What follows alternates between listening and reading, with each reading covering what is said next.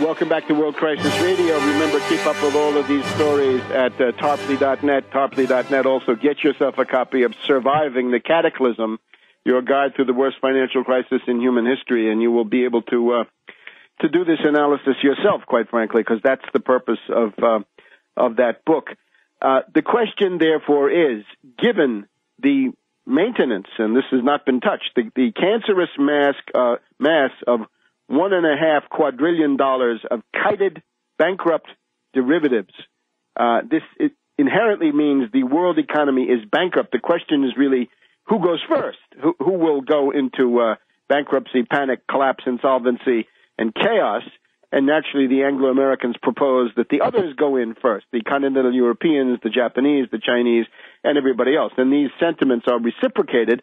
For the last 6 or 7 months, it's the Anglo-Americans who have been on the attacking Europe, essentially through forces of speculation, hedge funds, using credit default swaps, targeting Germany in particular because the Germans have dared to fight back. The German ban on naked credit default swaps, the German bans on other forms of naked shorting are providing, to some degree, a kind of defense from attacks inside of Germany, but they also indicate a willingness to fight, to strike back, not simply to roll over and let the Anglo-Americans run wild, which has had a political deterrent effect on other things the Anglo-Americans might have done.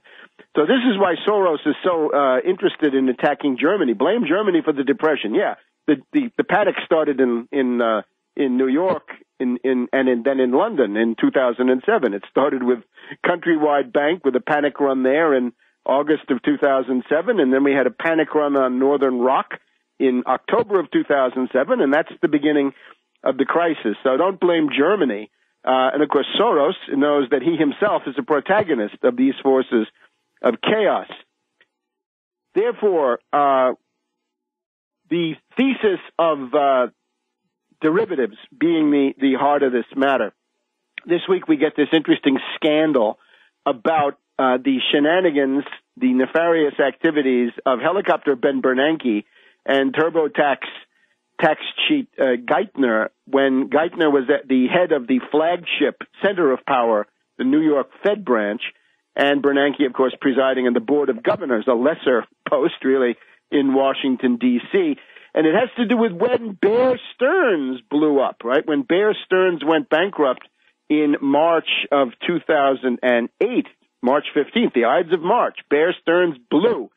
And at that point, the New York Fed created the first of at least two that I know of, and maybe more, of these shadow companies called Maiden Lane. This was Maiden Lane 1. Maiden Lane is a street. It's more like an alleyway that goes by the New York Fed branch down there in Lower Manhattan. And the purpose of Maiden Lane was to buy up toxic assets, and that's what they did.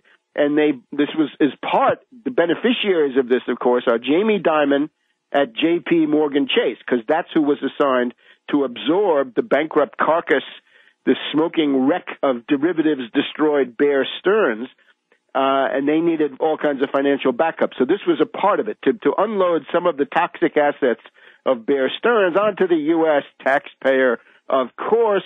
And what were these assets? Well, if you listen to the interviews, they were two kinds of derivatives. Derivatives caused the crisis, not subprime mortgages, but bets from afar on subprime mortgages, if at all. And again, when you buy a collateralized debt obligation, you're not buying a subprime mortgage. When you put $2 on the nose of your favorite horse at the track, you're not buying a piece of the horse. You're buying a bet, and that is what it is. So the bets were collateralized debt obligations and credit default swaps. Surprise, surprise. CDOs and swaps, credit derivatives, were the main toxic paper unloaded by Bear Stearns on the U.S. taxpayer. And, of course, this was junk. This was toxic. These were bankrupt derivatives. But, of course, the obsession of the Anglo-American ruling class is that these represent economic value. They do not. They represent the negative economic value. They are the Rasputnik, once again, right? The Little Abner cartoon strip, there was this currency called the Rasputnik. It had negative value. Why? Because you had to pay some carters, some garbage men to come and take it away because it was a public nuisance. Similarly with derivatives, the answer to derivatives in general is delete, shred, cancel, abrogate, destroy, burn. Burn and, as Scholl said at one point a couple of years ago in the crisis, you've got to blow them up, burn them out, and get rid of them. In other words, the incineration of derivatives, naturally with environmental criteria respected, is the essential point.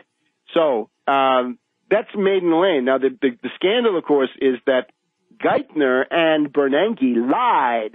And the way they lied was that they were in hearings several months after the March bankruptcy of Bear Stearns, and they said those are investment-grade paper. Well, they were investment-grade paper back in La La Land on the Friday preceding the bankruptcy of the Bear Stearns investment hedge fund operation. Remember, Bear Stearns stock went from whatever it was down to $2 a share, and you should have seen the screams on the Yahoo message board for Bear Stearns. They couldn't believe it. Is there a typo? Is there a zero missing? No. The real value, of course, the real value of Bear Stearns was negative. And nevertheless, what we've caught is Bernanke and Geithner lying. Well, it's obviously a good reason. Audit the Fed.